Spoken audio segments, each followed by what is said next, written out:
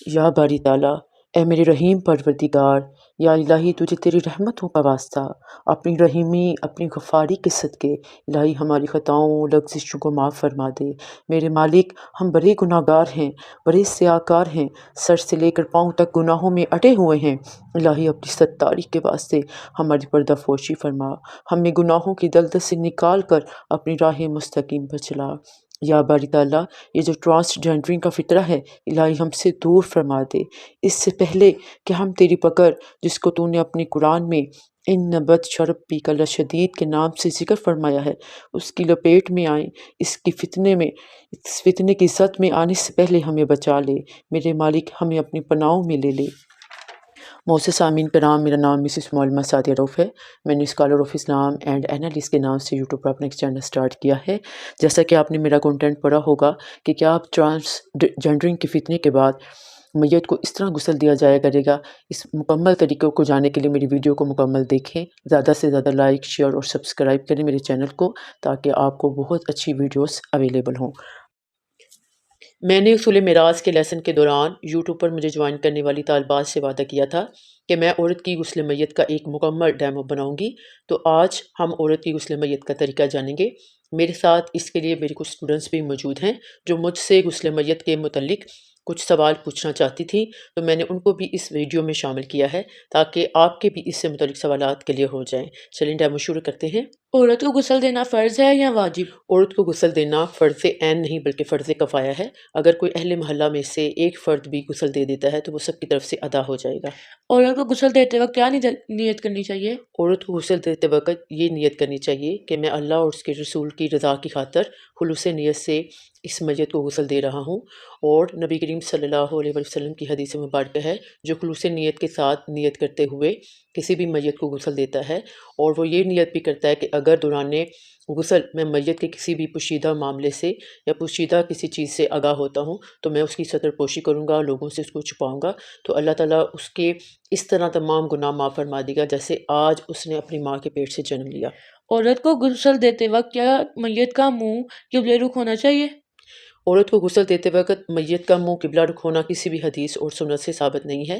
جس رخ میں بھی میت کو غسل دینا آسان ہو اس رخ میں میت کو غسل دیا جا سکتا ہے، البتہ پاؤں جو ہیں وہ قبلہ رخ نہیں ہونے چاہیے۔ غسل میت کے وقت کیا کیا چیزیں ہونی چاہیے؟ روئی، ٹب، پانی وغیرہ گرم کرنے کے لیے برتن، صابن، شیمپو اور کپڑے کی تھیلیاں ہوتی ہیں جن کا مقصد یہ ہوتا ہے کہ اپنے ہاتھوں پر بغیر کسی کپڑے کو حائل کیے میت کے سطر کے مقامات کو نہ چھوا جائے۔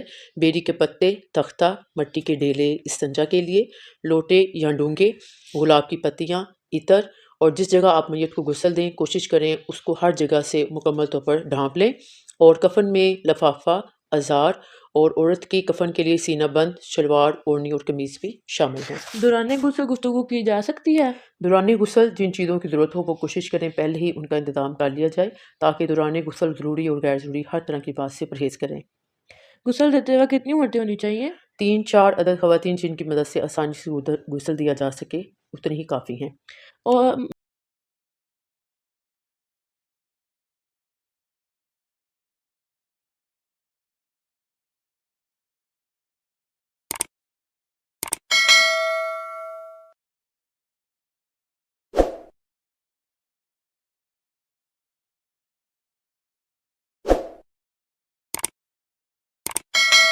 چلیں آئیں غسل میت شروع کرتے ہیں۔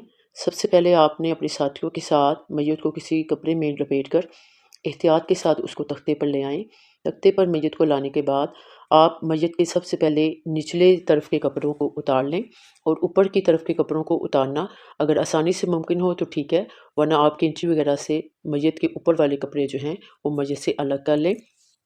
اس کے بعد آپ تختے کے سرہانے والی سائڈ پر 2 یا 3 اینٹوں کا استعمال کریں۔ اس کا مقصد یہ ہوگا کہ غسل دیتے وقت جو مستعمل پانی ہے وہ میت کے بدن پر نہیں ٹھہرے گا بلکہ پاؤں کی طرف سے وہ بہنا شروع ہو جائے گا۔ اس کے بعد آپ میت کے اوپر عورت کی میت میں اس کے کندھے سے لے کر اس کی نصف پنڈلی تک یہ اس کے سطر کے مقام ہیں، آپ میت کو کسی کپڑے کے ساتھ اوپر کی جانب سے اچھی طرح لپیٹ لیں تاکہ میت کا دوران غسل کہیں سے بھی سطر ظاہر نہ ہو۔ اس کے بعد انتہائی ہلکے ہاتھوں کے ساتھ آپ نے میت کے ناک کی چاروں اطراف میں دبانا ہے۔ ہاتھ بہت ہلکے ہاتھ سے رکھنا ہے، کیونکہ آقا علیہ الصلوۃ والسلام کی حدیث مبارکہ ہے کہ اگر میت کے بدن پر کوئی ایک مکھی بھی بیٹھتی ہے تو اس کو پہاڑ جتنی تکلیف ہوتی ہے۔ اور ہلکے ہاتھوں سے دبانے کا مقصد یہ ہوگا کہ اگر کہیں بدن پر کہیں بھی کسی بھی جگہ پر کوئی گندگی رکی ہے تو وہ میت کے سبیلین کے راستے سے خارج ہو جائے گی۔ اس کے بعد آپ نے اس طرح کے مٹی کے ڈیلے لینے ہیں جن سے آپ نے 3، 5 یا 7 بار میت کے سبیلین کے راستوں کو استنجا کروانا ہے، اور مزید نفاست کے طور پر آپ میت کو صابن وغیرہ سے بھی اچھی طرح صاف کر سکتے ہیں۔ اس کے بعد آپ نے جس طرح ہم زندہ انسان غسل کرتے وقت وضو کرتے ہیں، آپ نے میت کا بھی غسل کروانا ہے، وضو کروانا ہے، اور وضو کرواتے وقت سب سے پہلے آپ نے میت کے دائیں ہاتھ کو دھونا ہے، اور ہاتھوں کو دھوتے وقت اپنی انگلیوں کے ساتھ میت کے ہر طرح کے جوڑوں میں اچھی طرح سے صفائی کرنی ہے۔ دائیں ہاتھ 3 مرتبہ دھونے کے بعد آپ میت کا بایاں ہاتھ 3 مرتبہ دھوئیں گے۔ 3 بار میت کا بایاں ہاتھ دھونے کے بعد آپ نے روئی کے اس طرح کے پیسز لینے ہیں، ان کو پانی کے ساتھ تر کر کے زائد پانی نچوڑ لیں، اور جس قدر منہ میں روئی داخل کی جا سکتی ہو آپ نے میت کی کلی کی نیت کے ساتھ آپ نے 3 مرتبہ میت کی کلی کروانی ہے انہی روئی کے پیسز کے ساتھ۔ ہر بار آپ نے روئی بھی علیحدہ سے لینی ہے اور ہر بار آپ نے اس کو تر بھی کر لینا ہے۔ پھر 3 بار کلی کروانے کے بعد اسی طرح آپ نے چھوٹے سے روئی کے پیسز لینے ہیں اور میت کے 3 بار دائیں نتنے کو صاف کرنا ہے، پھر 3 بار بائیں نتنے کو صاف کرنا ہے۔ 3 بار دونوں نتنوں کو صاف کرنے کے بعد روئی کے اسی طرح کے پیسز لینے کے بعد آپ نے 3 بار دایاں کان اور 3 بار بایاں کان صاف کرنا ہے۔ ہر بار روئی بھی نہیں لینی ہے اور ان کو پانی سے بھی تر کرتے رہنا ہے۔ اس کے بعد آپ نے میت کے کان اور ناک میں چھوٹے چھوٹے روئی کے پیسز رکھ لیں تاکہ منہ دھلواتے وقت اور بال دھلواتے وقت زائد پانی جو ہے وہ ناک اور کان کے راستے میت کے بدن میں نہ جا سکے۔ اس کے بعد آپ نے میت کا 3 مرتبہ اچھی طرح سے منہ صابن کے ساتھ صاف کروانا ہے۔ 3 مرتبہ منہ دھونے کے بعد میت کے پیچھے کی جانب سے بالوں کو آگے لائیں اور ان کو 3 مرتبہ صابن یا شیمپو کریں۔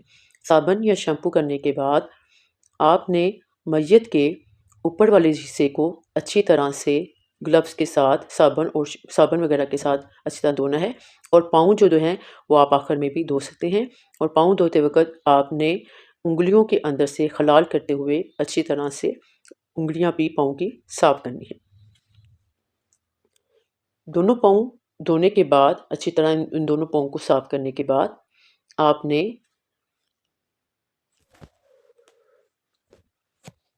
دونوں پاؤں اچھی طرح صاف کرنے کے بعد اب میت کے اوپر والے بدن کو آپ نے 3 مرتبہ صاف کرنا ہے۔ اس کے بعد میت کی دائیں کروٹ دے کر آپ نے نیچے سے میت کو 3 مرتبہ صاف کرنا ہے، پھر بائیں کروٹ کرنا ہے میت کو اور نیچے سے اچھی طرح 3 مرتبہ آپ نے صاف کرنا ہے، اور اوپر والا جو کپڑا جو سطر کے لیے ہم نے استعمال کیا ہے کوشش کریں وہ ہلنے نہ پائے۔ اس کے بعد آپ نے بیری کے پتے وغیرہ ملا کر جو پانی گرم کیا ہے اس کو اوپر سے 3 مرتبہ بہا دیں، اور اپنے ساتھیوں کے ساتھ میت کو احتیاط کے ساتھ کسی کپڑے وغیرہ میں لپیٹ کر آپ میت کو تختے پر لے آئیں۔